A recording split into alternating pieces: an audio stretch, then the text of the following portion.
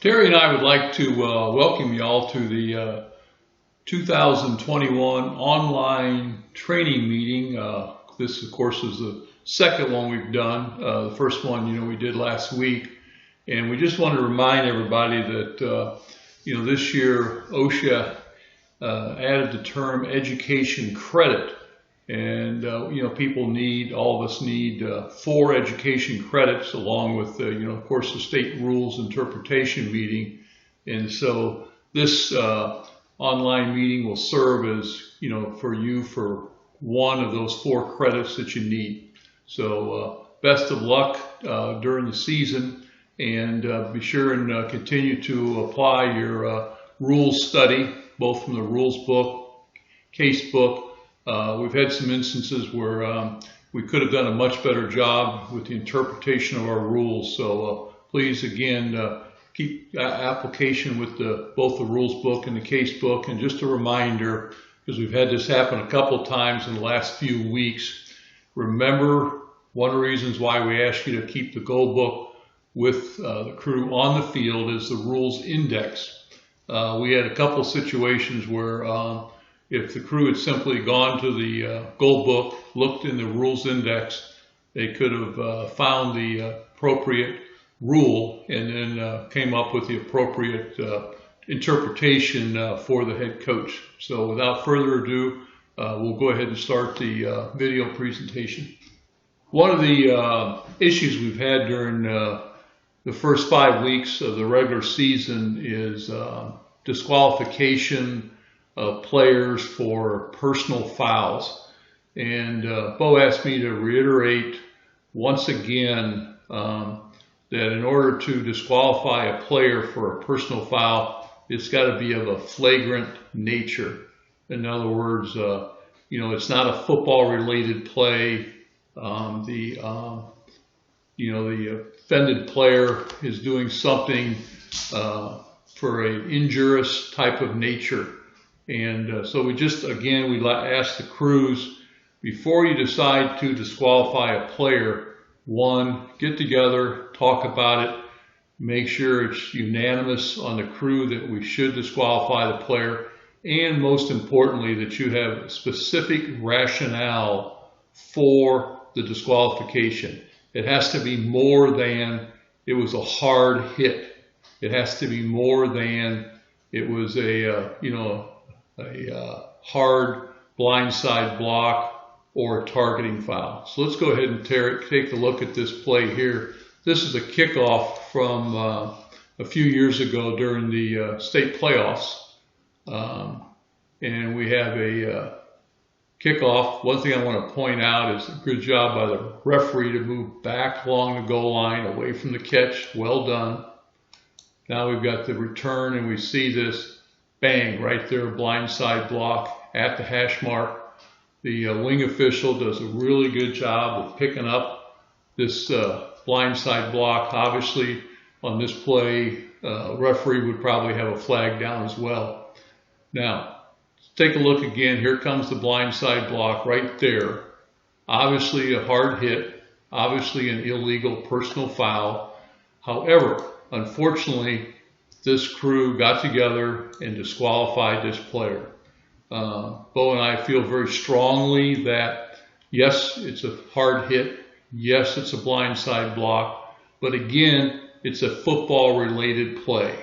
And therefore, that this player should not have been disqualified.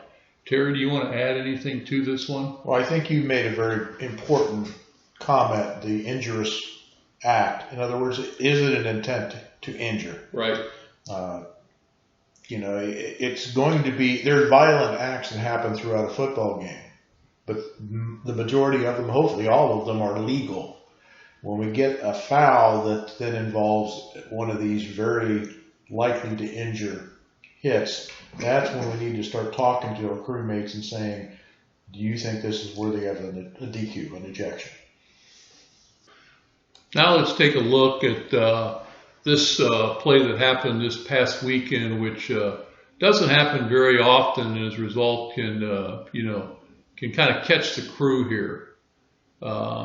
Obviously, we have a quarterback that's going to roll out, and Of course, as we can see here when we show it again, he threatens the goal line. The line of scrimmage is about the 39-yard line, and clearly, obviously, throws the ball beyond the line of scrimmage, which of course is an illegal forward pass, which unfortunately was not called and resulted in a touchdown. First, let's talk briefly about the referee. Obviously, from the referee standpoint, he would have been on the wide side of the field, realizes the line of scrimmage is being threatened by the quarterback. Once he releases the ball, most importantly, he or she needs to memorize literally the spot on the turf for grass where the quarterback released the ball, and then immediately run to that spot, stop, and then obviously take a look at the down box to see whether or not the quarterback or passer is beyond the line of scrimmage. In this case, obviously, since the passer is beyond the line of scrimmage, the referee would then drop a flag for an illegal forward pass. So most importantly is be aware of this, have an idea of where that line of scrimmage is, and then run to that spot where the quarterback releases the ball, and then take a look. Now, when you take a look, hopefully the umpire will be able to help you. And Terry, what does the umpire need to do on this particular type of play? Well, and we just discussed when we see this quarterback or passer, and it doesn't always have to be the quarterback, it could have been a shovel pass, handoff, something. The passer gets near that line of scrimmage. We know our wings can't cover receivers, downfield, and the line of scrimmage. So we have to be thinking that's where we need to get some help. And all we're doing is we're going to get to the line of scrimmage as quickly as we can, as safely as we can, avoiding bodies for obvious reasons.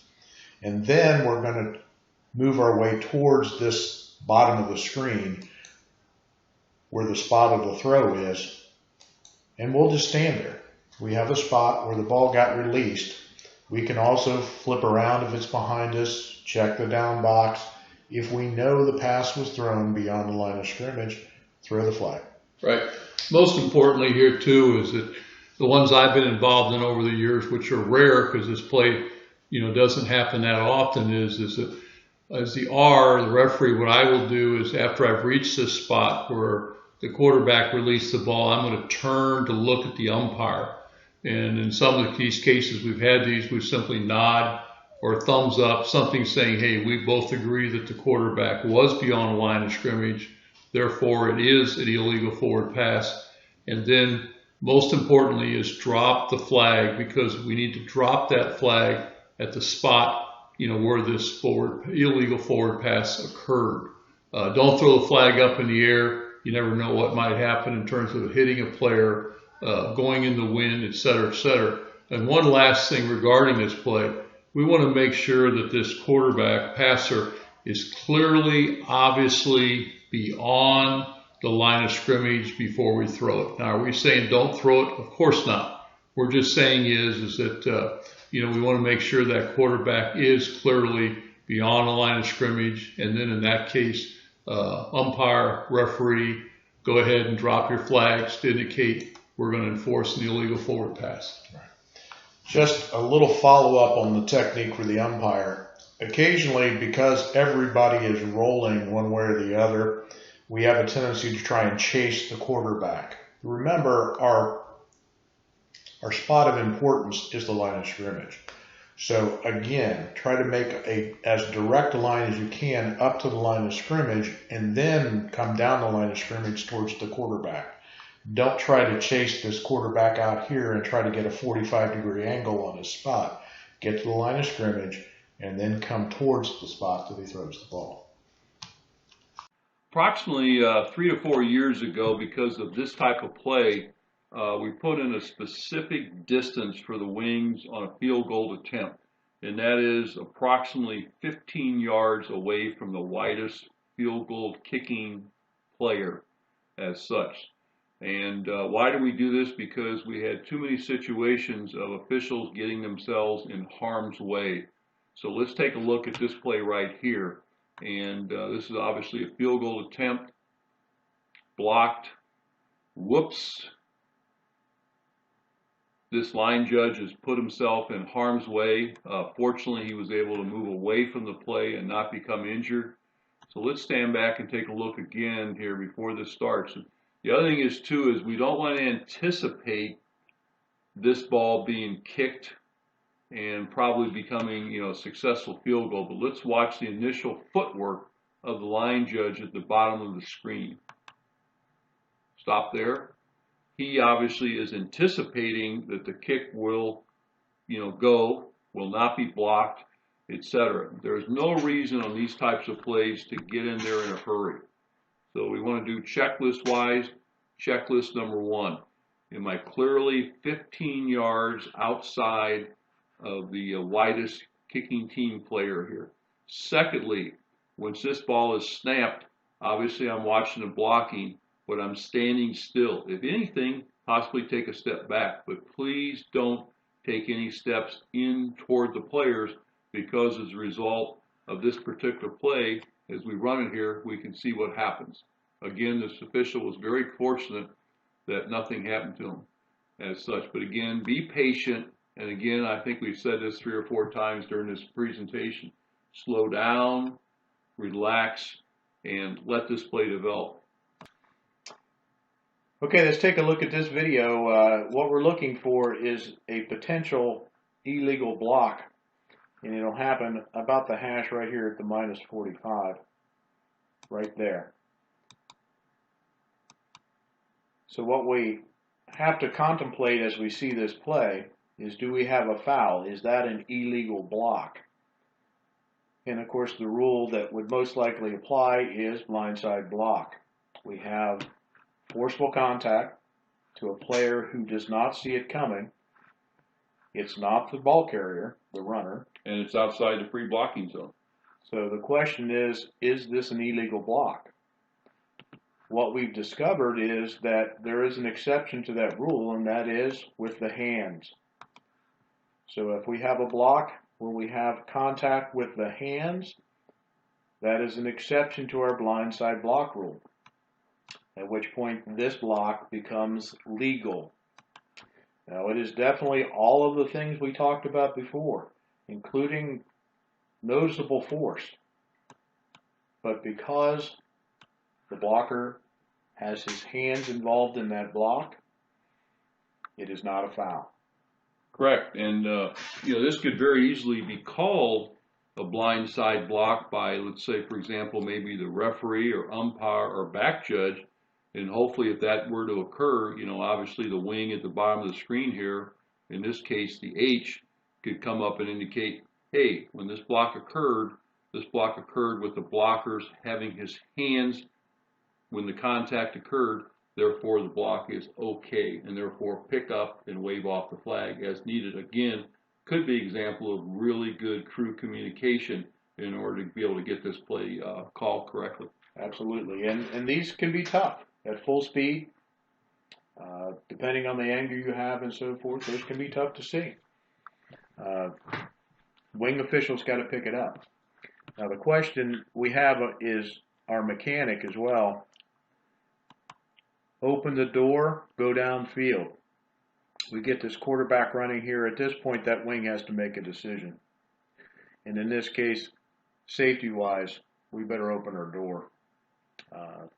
Again, for all the reasons we've talked about previously. First thing let's do here, let's look at the bottom of the screen here. We can see obviously the importance of the game being played in Massillon, this past, November. And obviously we can see fourth quarter, very tight, only 2:37 left in the game in a one-score game. So let's go ahead, Terry, and start this play. And the question on this play is one of forward progress and whether or not the clock should be stopped here.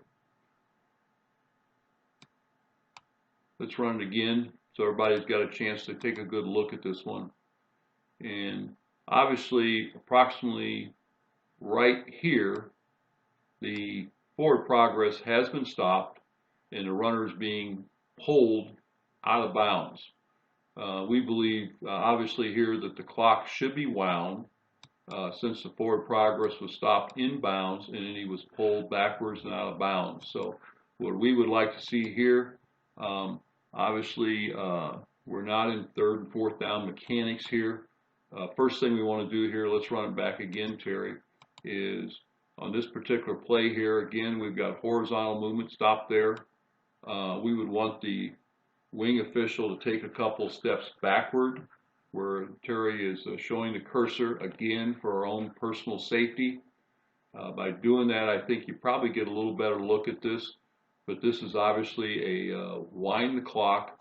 So the official in this situation would obviously wind the clock 2 times, and then we would be going on with the game. But again, take a look at these, in this situation like this, obviously, this is a wind the clock because forward progress was stopped in bounds, and then the runner was then pulled backwards out of bounds. But again, we're going to give him forward progress in bounds, and therefore, since we're giving him forward progress in bounds, we're going to wind the clock in this situation. And I think, Bruce, wing officials have a tendency when we see a runner go out of bounds to immediately assume that we're going to kill the clock. Right. We're going to signal timeout.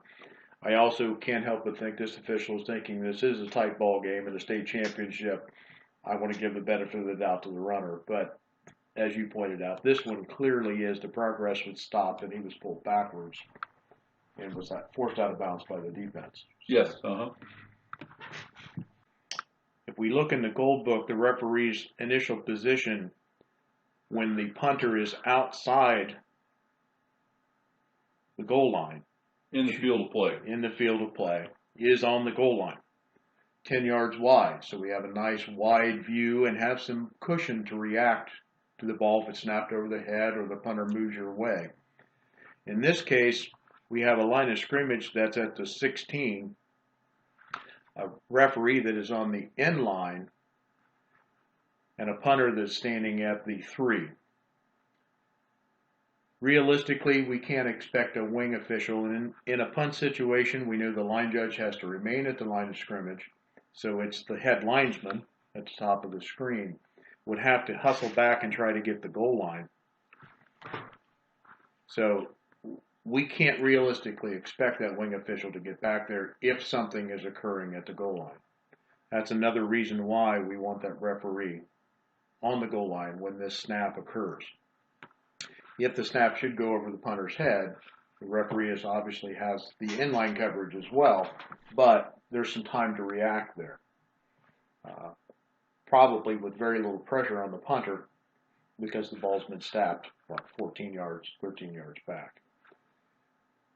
Definitely not a situation that we want to see our referee in for initial position, and we have that most important line very much in jeopardy.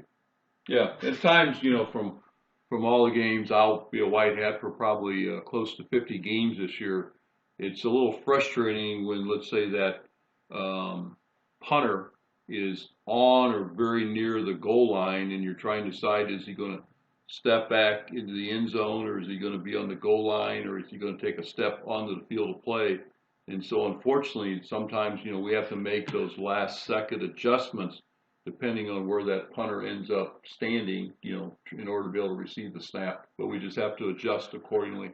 And should he have started out on the 1, but then as the plays, everybody got settled, he managed to move to the goal line, your recommendation would be, if you started on the goal line, kind of stay there and not worry about trying to move back to the end line.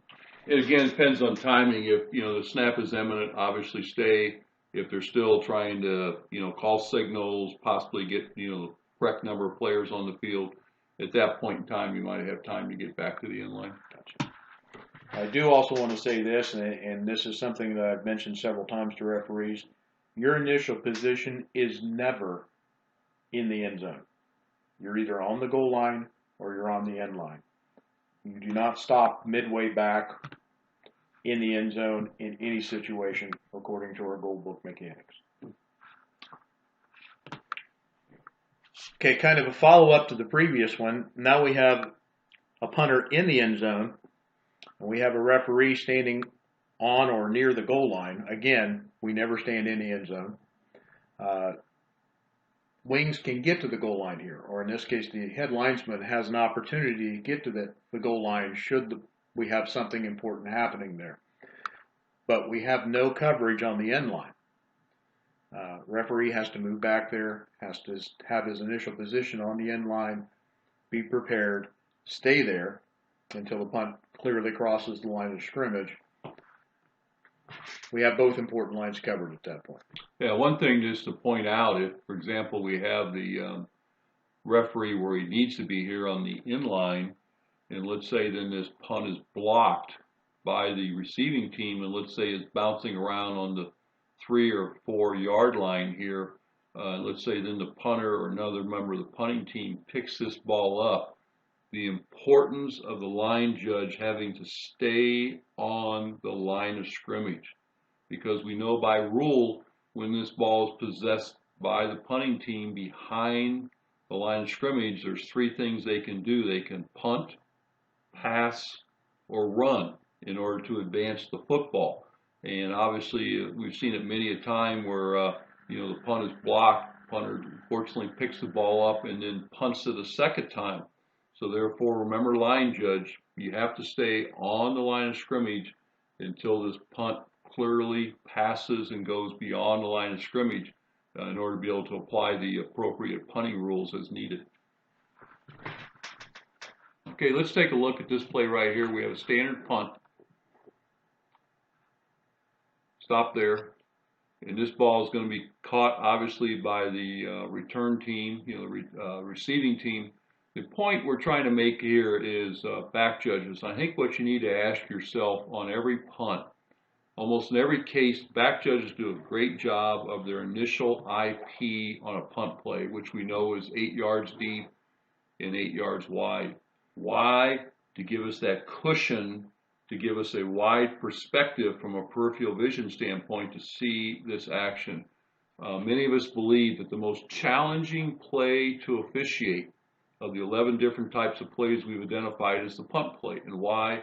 Because we're spread out so far, from a standpoint of approximately 53 yards wide and 50, 60 yards, from one end of the field to the other.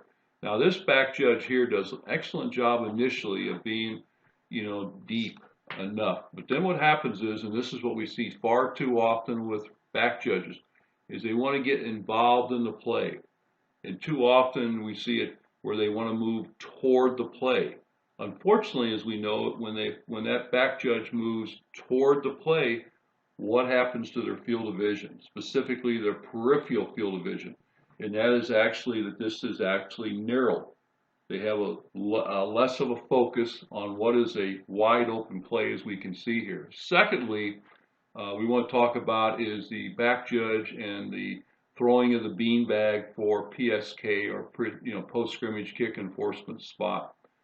Too often we see back judges that are overly concerned with trying to get that beanbag thrown to that exact spot where the kick has ended. In my 11, 12 years of working with PSK, we've only ever applied PSK, penalty enforcement, several times. So in this situation, what we'd prefer to have the back judge to do is simply whip that beanbag. If you get it anywhere close, great. If you don't, it's not that big a deal, because chances are we're not going to use that spot. So Terry, let's go ahead and run this through and take a look and see what this back judge does. Stop there. Again, now look what's happened here. He was too concerned with where he threw the beanbag. And then secondly, as we freeze the picture here, look how close he is to this play.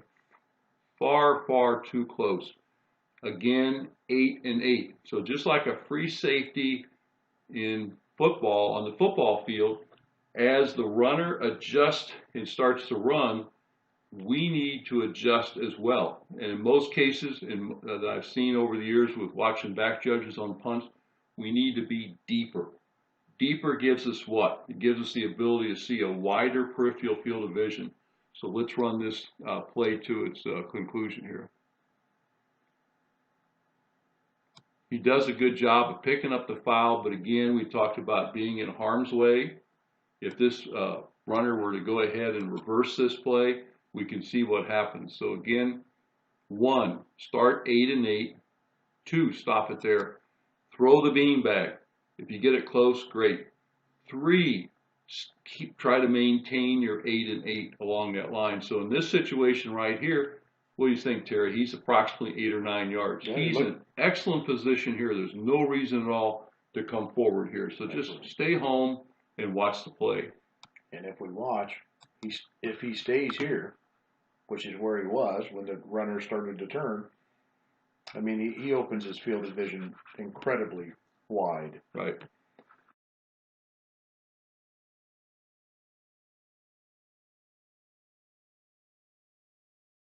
Yeah, let's take a look at this play. If you could stop it right there, Terry. First and foremost, as Terry mentioned earlier, punter in the end zone, referee where he needs to be on the end line, approximately 10 yards wide. And again, why are we 10 yards wide on a punt versus 8 yards wide on a normal scrimmage play? Because of ball snapped over the punter's head, punt is blocked, and again, we're trying to keep our officials out of harm's way. So again, referee, good job on the end line, 10 yards wide. So let's go ahead and run this play here, Terry. Ball snapped on approximately the 5-yard line. Stop there. Okay, let's run it back again. This is what I liked here too. We have the H at the top of the screen. Let's watch him. He takes a step or two toward the goal line, which is fine. And why? Because guess what? What's right there? The goal line. He's in a situation, so if this punt is blocked, he's going to be in perfect position here to help with where that ball was possessed. You know, goal line, beyond, behind, possibility of safety, etc. So well done. So let's go ahead and run the play then. So he starts on approximately 5, stop there. Ball's possessed. As we know, most high school punts are 30 yards or less. And again, what's the H done? He's gone down his approximate 10 yards, and now he's going to stop and officiate. Conversely, let's run it back again, please. And let's watch the back judge this time. Back judge does an excellent job. Some of the things we talked about in the previous video clip. There's 1 stop. Obviously, the runner here has gone up. He's taken a step or two, but he's got a good cushion here. So let's go ahead and run the play a little bit. Boom, stop there. What's he do with that beanbag? He's not looking at the spot, the PSK spot. What's he do instead? Basically, with best of his ability, like we all are excellent cornhole players, he's going to throw that beanbag out there to approximately the PSK spot. But the important thing is, when he throws that beanbag, unlike what we see with some back judges, he's not looking at the beanbag. Instead, his eyes are up, swivel position, looking at the action ahead of the play. Run it a little further. Boom. Obviously right there, blindside block clearly. The person being blocked is obviously looking at the runner, not paying any attention to this block occurring. Good call by on the blindside block. Boom, right there. And back judge in perfect position. Does a really good job of throwing that flag. Obviously, because of the distance of the flag, you might have to come up afterwards and adjust it to some degree. But again, we'd rather have you be a little deeper, a little wider. Wide peripheral view gives the excellent opportunity to pick up, again, what we think is maybe the most challenging play to officiate in the game of football, that being the punt. Question on this beanbag mechanics, Bruce, and what I'm seeing a lot is, boom, the back judge has that beanbag all ready to go, cocked and locked, and as soon as the ball is touched by the receiving team, throws the beanbag. I don't think we need to be in that big of a hurry. Keep our head up, watch what goes on, kind of a third sense, if you will. I know about the yard line that the ball was touched, where our PSK spot is. Boom, toss the beanbag in that general vicinity. It's not a hot potato. We don't have to get rid of it as soon as the ball's touched. We can take our time. Yes. The other thing is, too, here is just review briefly. We talked about this on our pregame last Friday. Stop it there. And that is that, as we know, first touching. So if we have the kicking team beyond the line of scrimmage touching this football, obviously we're going to have a beanbag for the spot of first touching. What's most importantly is that if R touches that ball, this is not, as we know, a spot of first touching. And please do not throw your beanbag. Most of the other officials on the field, when they see the back judge or another official throw the flag, or excuse me, throw the beanbag on a punt, what are we thinking? Spot of first touching. So all it does is get us in trouble is if we have a official throwing a beanbag when R touches the football. So again, we know R touches the football. We're going to lock that into our brain. But again, the only time we're going to throw this beanbag is one, PSK, where the punt ended, or two, spot of first touching, where a kicking team, touched the ball beyond the line of scrimmage. Very important part of our beanbag mechanics on kicking plays. And having been involved in a play where there was substantial confusion on that beanbag does nothing but hurt our officiating ability. Correct, exactly. Okay, our high school punters, we know we don't all have professional punters back here. And we get the occasional shank punt. Very important that the R and the wing official work together to come up with the appropriate spot. If we watch this play, the punt will come right at our camera. Shanked off. The referee is in real good position to see the line of the punt. The wing official comes downfield, signals timeout when he realizes it's out of bounds, turns, comes back, sticks the hand up to say, "I'm looking at you, referee. I'm waiting for a spot." The referee has his hand up as well. And when we get to the spot, the referee chops it in. Now, one of the things we have to understand is the referee isn't always in the greatest position to see this punt as it goes out of bounds. The wing official has probably got a pretty good idea of where it is. And one of the techniques that is taught is as you turn around, you may move a little quicker. Jog. And when you get to the approximate spot, or in your mind, the spot of where it went out of bounds, we're going to slow way down. That way we're telling the referee in a nonverbal communication, I have it about here. And if the referee really doesn't have an idea of where it went out of bounds, they can use you as their cue. Yeah, the key thing here, as we know from a referee standpoint, is that the referee is looking directly at the H when this goes out of bounds because it's to his front side. Obviously, if this ball was shanked out of bounds at the top of the screen, and what happens occasionally is we know the referee has action on the punter, sometimes his eyes get there late, or sometimes, unfortunately, and I've been in that situation where by the time you look up and rule on that there was no foul on the punter, you have no idea where that ball went out of bounds. And so as a result, the wing, as Terry described with that mechanic, can play an invaluable role in to make this look like a seamless action where we get to the, where we actually mark what is the approximate spot of where the ball did go out of bounds. Let's also keep in mind, if we do have a CJ back here, and the punt does get shanked to this opposite sideline to the right or top of the screen, the CJ can help out the R and the wing in trying to come up with that spot where it went out of bounds.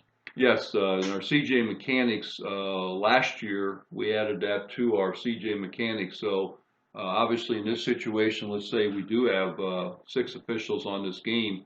Obviously the R will chop since he's facing this wing. As Terry indicated, if the ball is shanked out on the opposite sideline, then the CJ takes full responsibility to chop that one. One other thing, just a reminder, because we've seen this occasionally, is even though if this punt is hit long, if it goes out of bounds in the air, the back judge is not involved in lining up this punt. We saw that a couple of years ago, unfortunately, where the back judge came over hustling, trying to help, but then we had a wing and a back judge stopping at 2 different spots when the R chopped them. So again, this is a referee or CJ and wing responsibility only. Now, importantly is if we have a punt that rolls out of bounds or does something like that, there's no need to employ this mechanic. The wing and help a lot of times with the back judge. If this ball is kicked deep, rolls out of bounds on the sideline, Obviously, in that situation, the back judge can help with the wing in terms of, because he's obviously got the best look at where this ball possibly, when it did roll out of bounds. Absolutely. Okay, a little follow-up to our field goal clip before. In this case, we have a try. Mechanics do change. And in particular, let's talk about initial positions. Last year, we changed the specific spot of wings on a try to say the bottom of the numbers. It's one or two more steps to give us time to react if we have a fire situation or something like that. In this case, our wing is on the numbers, perhaps even to the top of the numbers, and that extra 2 steps could be very important. The other thing we want to talk about is our referee. A referee needs to be 5 yards deep and 10 yards wide of the holder. The traditional spot for a PAT is the center of the field, so we're looking at the referee needing to be 2 yards wide of the hash mark, not on the hash itself. That extra 2 yards gives just a little bit different angle. We have a kicker coming in, we have people coming around. That extra 2 yards wide gives him a much better look at any contact on the holder or the kicker. Then as we watch this play develop,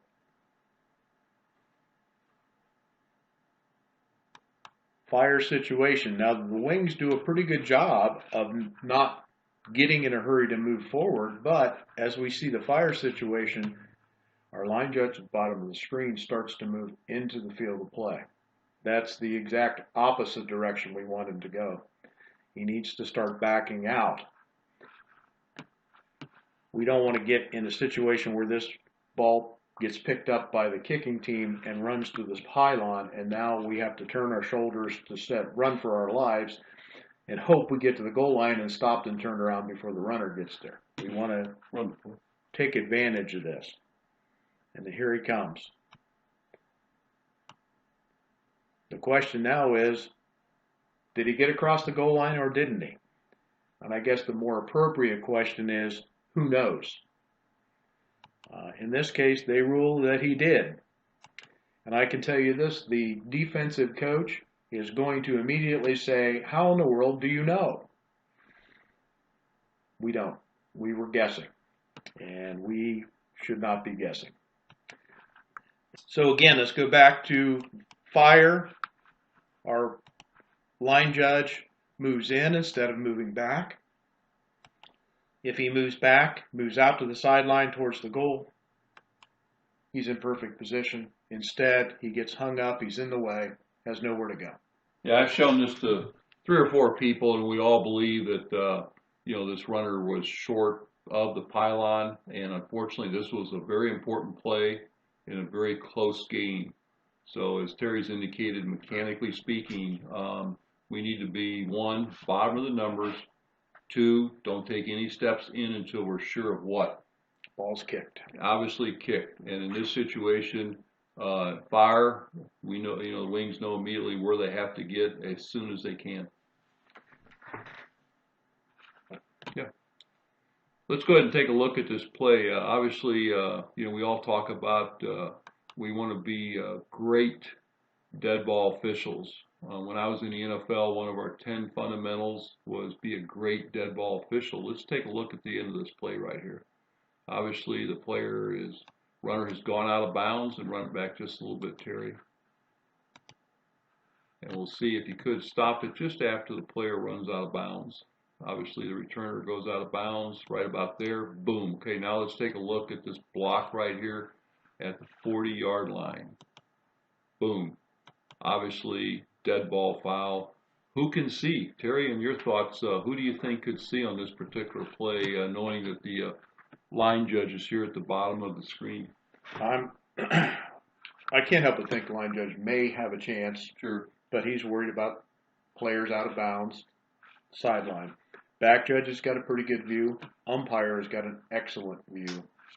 Referee or CJ, whoever is on this side of the field behind the line of scrimmage initially, has probably got an excellent view. Yeah, that would be the CJ, based upon our mechanics. Yeah. So again, just be aware. Let's all be great dead ball officials. Keep our heads up.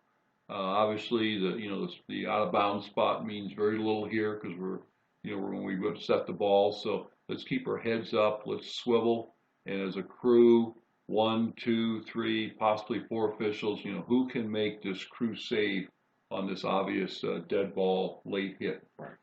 And even the wing on the opposite side of the field Possibly, yeah. could see this one. Yeah, it makes it tough here because, as we know, on punt plays, we want people to start and stay primarily on their sideline because the nature of, where that runner will end up moving. And that's a long way away. Yes. You got to be pretty sure of the big foul in that situation. Okay, as we look at this play, we're dealing with this as a try, and I know the ball's at the 8-yard line, but let's consider that we probably had a false start on the kicking team, and now it's moved back 5 yards, but it's still try mechanics. Somebody has to watch our snapper. And from a used perspective, my initial look is going to be at that snapper. And I hold that look until I realize the ball is coming towards my upright. If it's not coming towards my upright, I will simply continue to focus on the pile, on that center, and hit the whistle as the ball is kicked. We really need to watch these snappers. And occasionally, and it doesn't happen often, and I think that's why we miss some of them, we get kind of lackadaisical and we take our attention off. But in this play, let's watch the snapper. One more time. And he gets rolled over, climbed over, pushed to the ground. And if we remember our mechanic here, 1001, 1002, at that point, they need to fend for themselves. But prior to that point, they get protection. In this case, it looks like the ball is kicked towards this upright, although we can't see the ball. We see the reaction of the officials. And no one saw the snapper get plowed. We have to get this foul. Right. Terry, let's go back to the beginning of this play because we talked earlier about mechanics. Stop it there. And here, the line judge at the bottom of the screen here, excellent job. He's at the bottom of the numbers. Same thing with the referee. Remember, we talked about 10 yards wide. Well, how do we interpret 10 yards? That's basically 2 steps outside the hash. Again, why do we have the mechanics in the IP for the officials? Again, to stay out of harm's way in case we get fire, as we showed on the previous one. Now, what I want to do as the white hat is like Terry said, assume this was a score, a touchdown.